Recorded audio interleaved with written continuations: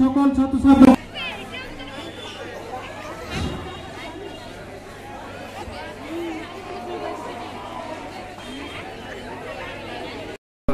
আমার শিমুলবাড়ি এসসি উচ্চ বিদ্যালয় তো করোনার প্রভাবে আমার প্রায় 2 বছর প্রায় স্কুল বন্ধ। এর মধ্যে কোনো আনুষ্ঠানিকতা অথবা অন্য সমস্যার কারণে আমরা কোনো কিছুই করিনি।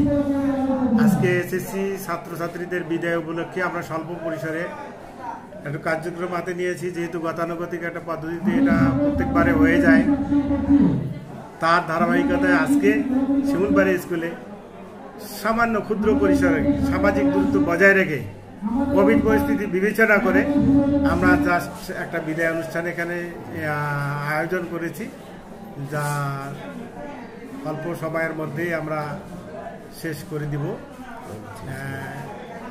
এবং সব কিছু কোভিডের পরিস্থিতি বিবেচনা করেই আমরা এরকমভাবে আয়োজন করেছি যাতে যথেষ্ট সমাগম না হয়। না যেহেতু পরীক্ষা, সেহেতু বাচ্চাদের মনে একটু থাকে যে আশীর্বাদটা নিয়ে যায় ছাত্রদের, সে কারণে তাদেরও একটা থাকে যে আনুষ্ঠানিকতা যদি হয় তাহলে তাদের একটা মানসিক ব্যাপার আছে।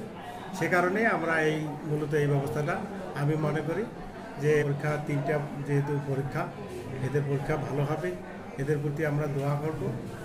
আগামীতে আমার স্কুল যেহেতু বরাবরই ভালো করে আসে, আমি এবারও আশা করছি যে আমার স্কুল ভালো রেজাল্ট করবে। আমার ছাত্রছাত্রীরা অনেক মেধাবী ছাত্রী আছে, তারা ভালোই রেজাল্ট করবে। তো এটাই ছিল আজকের মূল বক্তব্য, যে স্বল্প পরিসরে আমাদের এই কার্যক্রমের। তো ধন্যবাদ।